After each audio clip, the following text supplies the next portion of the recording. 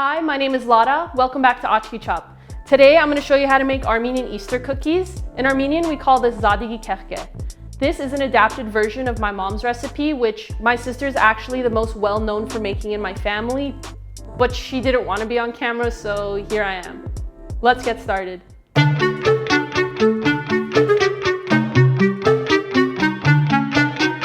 These lightly sweetened twisted cookies are enjoyed most often during Easter by many Armenians. Growing up, it was one of my mother's few signature treats and something I look forward to every year. The hardest part of this recipe is shaping the cookies, but once you get the hang of it, it goes by pretty quickly. First, start by creaming together the butter and sugar.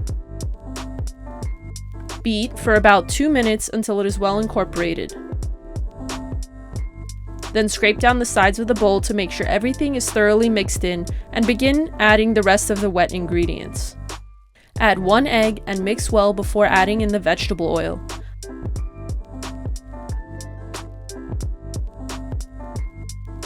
I like to use avocado oil. And then add the vanilla extract and milk. Continue mixing, and in the meantime, prepare your dry ingredients. This is Mahleb, the most prominent flavor in these cookies. It is an aromatic seed that is found inside the pit of the St. Lucie cherry. Here is both whole and ground Mahleb. It's mild and tastes of cherries, roses, and almonds. For this recipe, ground Mahleb is used, and I prepared it by grinding the seeds in a blender, but you can use a spice grinder, mortar and pestle, or food processor. Add that to the bowl of flour along with baking powder and salt. Lastly, add the black caraway seeds. You can use nigella seeds as an alternative.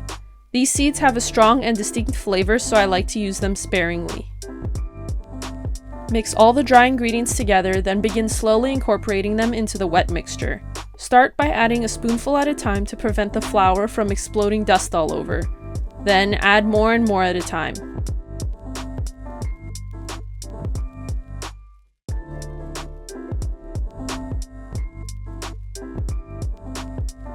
Once all the dry ingredients have been added and it's been well mixed, I like to go in with a rubber spatula and finish mixing it by hand to make sure everything is incorporated.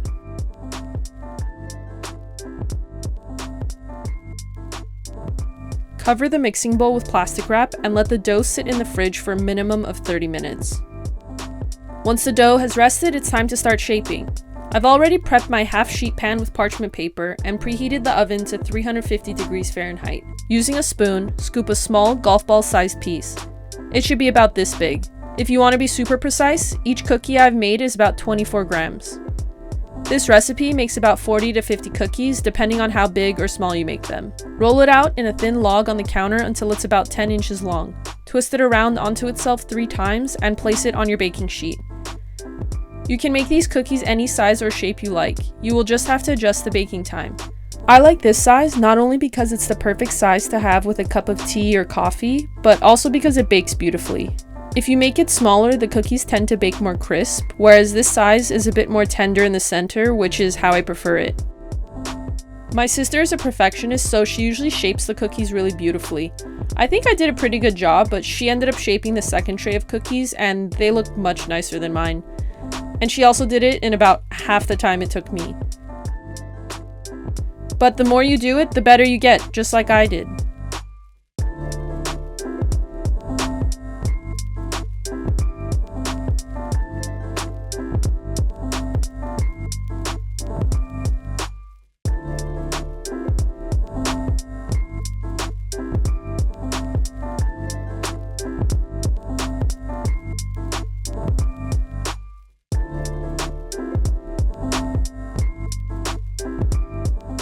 Once the shaping is complete, the cookies need to be brushed with egg wash, which is just 1 well-beaten egg, and then topped with sesame seeds.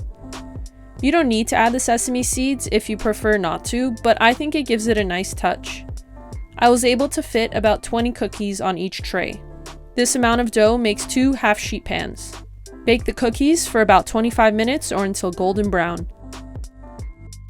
Finally, let them cool and enjoy.